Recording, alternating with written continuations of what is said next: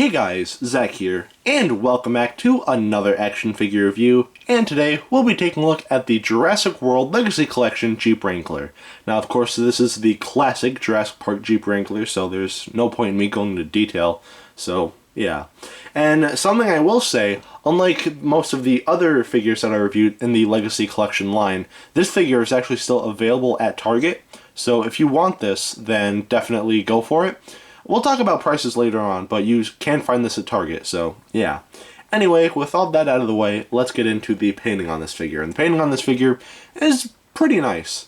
So of course we have the traditional gray and red color scheme going on, which, you know, is the traditional Jurassic Park Jeep. And this is Jeep 18, and I believe that was the same Jeep that John Hammond drove in Jurassic Park. But I could be wrong about that. That could have been Jeep 28, and this is probably another Jeep that I don't know about. But yeah, either way, that's Jeep 18.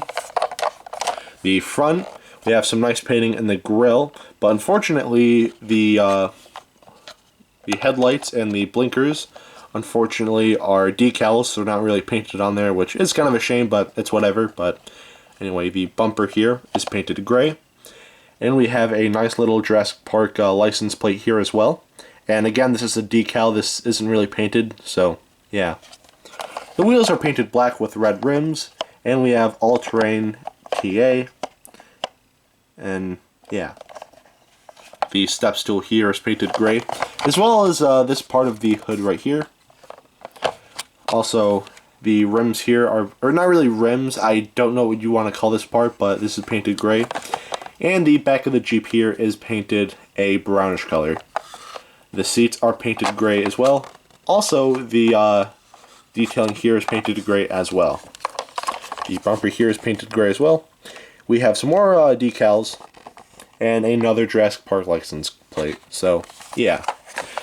So that's pretty much it for the painting on this figure. And the painting on this figure, it's actually not bad. There are some spots where they could have shown a little bit more care, but honestly, the painting here still looks nice, so the paint here gets a pass. Now I'll take a look at the articulation.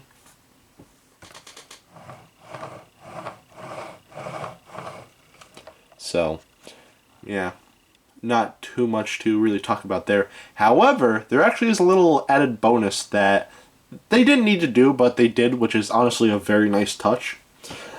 So basically, you just take this, and you pull, and you could kind of recreate the scene from Jurassic Park with Dennis Nedry, where you're trying to hook up the jumper cable to the tree so we could get unstuck. But unfortunately, there is no Dennis Nedry human figure in this line, which is very unfortunate. But, yeah. Still a nice touch. I feel like it could have been a little longer, but for the most part, it looks good. So, yeah. I'd say the wheels would have been basic enough, but with the included jumper cable, I feel like that was a very nice touch, so I feel like the articulation here gets a pass.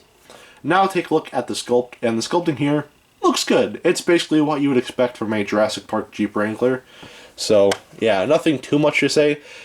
It might be a little too wide, but other than that, the sculpting here still looks very nice. So, yeah. And speaking of sculpting, there are 4 seats here. And this figure can fit up to 4 human figures. So, for example, I have Robert Muldoon. I don't have any other human figure with me in this line, so unfortunately it's just going to be Muldoon, but just get him in the sitting pose. Then what you want to do is you just want to put him in the seat you want him to sit in. And there you go. He is now in the Jeep. And again, you can stick all 4 of the human figures in here as well. There are 5 when I'm uploading this, but that other one is kind of a, you know, Comic-Con exclusive. Still kind of upset about that, but it's whatever. So, yeah. But, yeah, no, the sculpting on this figure, very nice. So the sculpting here gets a pass. Now we'll take a look at the detailing, and the detailing here, again, looks very nice. So going to the front, the grille and the bumper is detailed very nicely as well. And the hood of the Jeep, again, it looks very nicely defined. Going to the side, we have some more paneling and whatnot, which looks very nice, very well defined. And even the detailing in the interior looks very nice as well. The back of the Jeep is detailed nicely as well, and also the wheels look very nice as well. And honestly, that's pretty much it for the detailing.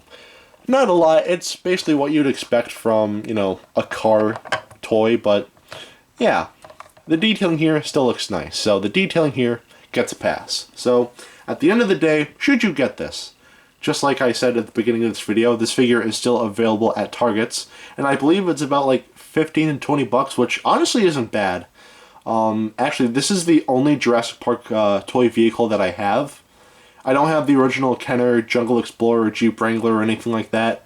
In fact, I don't even have the helicopter, but I have this. This is the only one I have. I would like to get the original Kenner vehicles one day, but as of now, I'm pretty much all set with this. So, yeah. So, if you want this, I'd say definitely go for it. Again, you still can find this in Target, so definitely go for this if you can, or if you can find it in Target. So, yeah.